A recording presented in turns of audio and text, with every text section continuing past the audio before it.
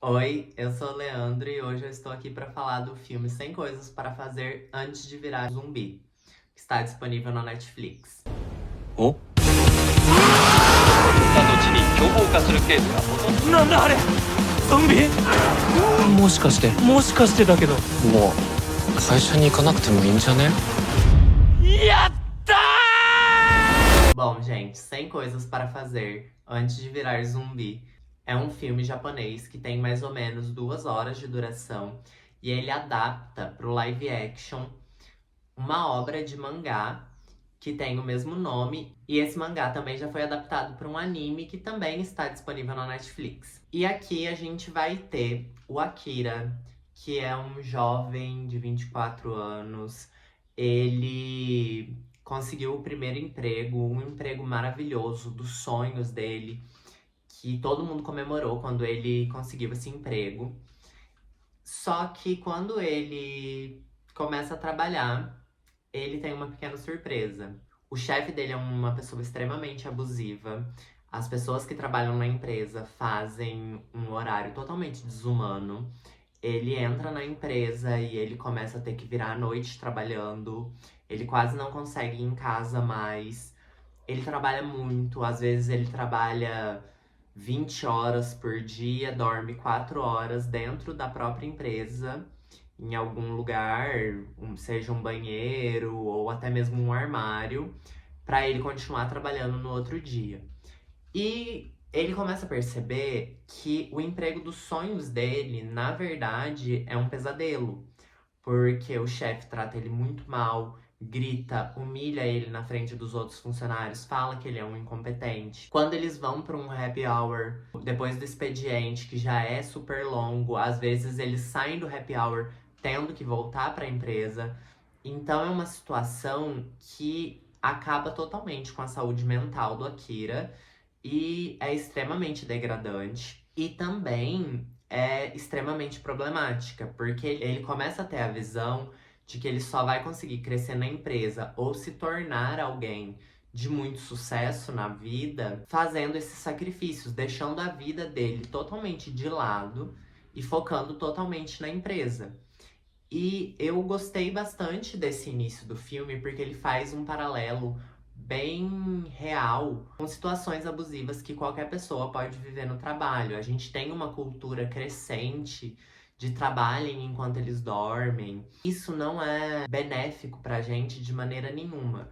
A gente pode sim ter um ganho financeiro maior trabalhando muitas horas ao longo do dia, se dedicando muito ao trabalho, mas no final de contas a gente tá deixando toda a nossa vida de lado pra entrar num sistema que tem colapsado ao longo dos anos.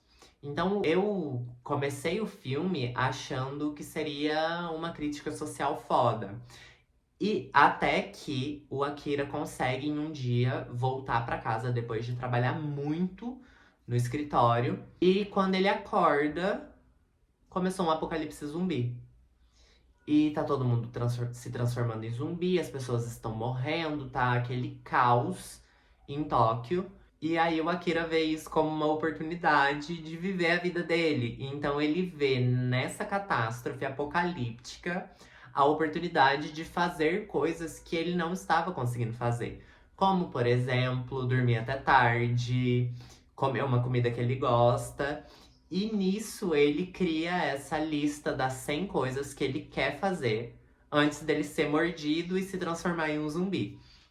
Aí o filme me ganhou muito, porque ele começa uma comédia muito escrachada. Tem até uma cena muito divertida dele comemorando no telhado do prédio dele que todo mundo virou zumbi, menos ele. E que agora ele vai poder descansar. Mas depois o filme começa uma escalada sem noção de não saber aonde ele vai parar. Porque ele começa a crescer e crescer. E o nonsense dele vai crescendo. E tudo, toda essa fantasia dele vai se tornando algo extremamente hilário, extremamente inacreditável, que é muito divertido em um primeiro momento, mas Como eu disse, o filme tem 2 horas, então ele é um pouco longo e ele fica tentando cumprir essas missões que ele mesmo, né, se deu, essa lista de coisas que ele vai fazer, e começa a ficar um pouco cansativo. Por quê? Ele me lembrou bastante no início Zumbilândia, que é aquele filme norte-americano que o pessoal tá sobrevivendo no apocalipse zumbi.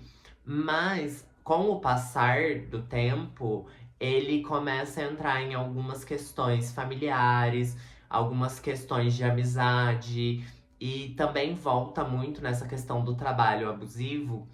E esse pano de fundo se torna cada vez mais pesado no filme. E ele começa a pegar a história do protagonista e minar ela.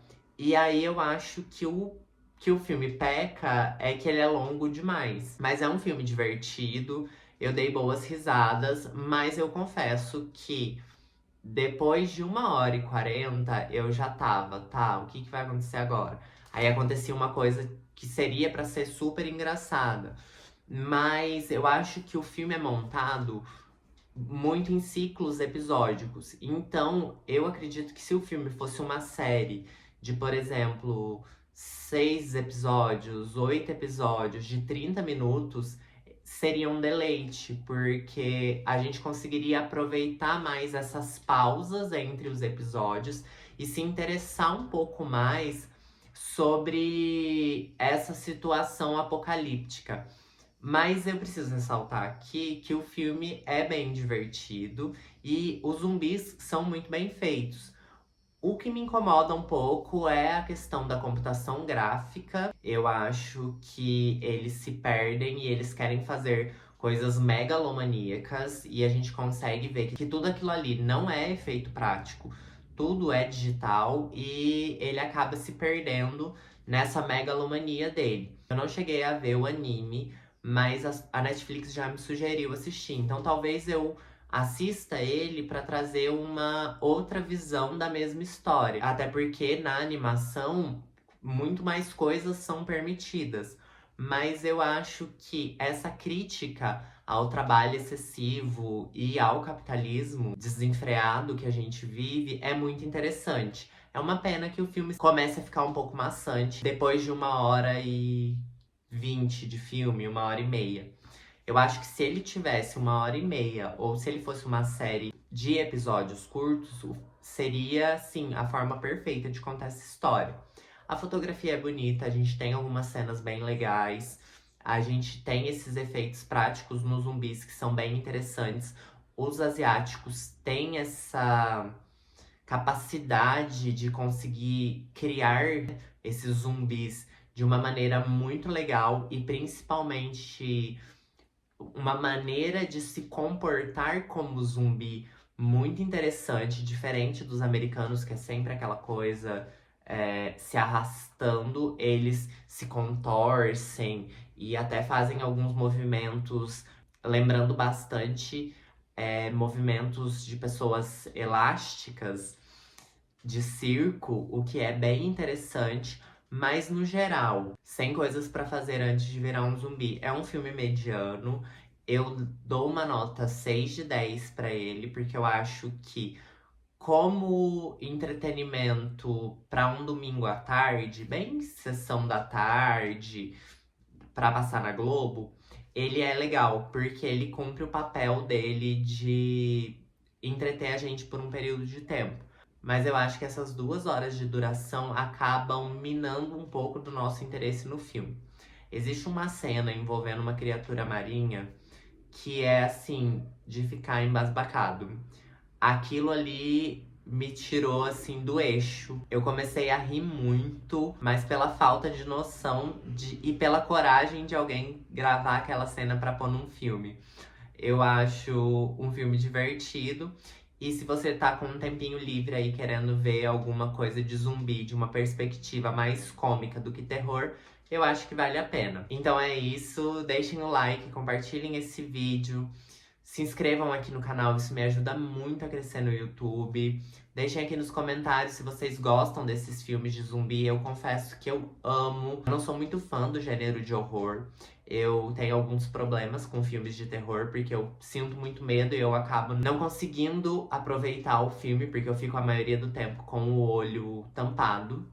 Mas eu tenho um fascínio muito grande por obras de zumbi. Então é isso, um beijo, até mais e tchau!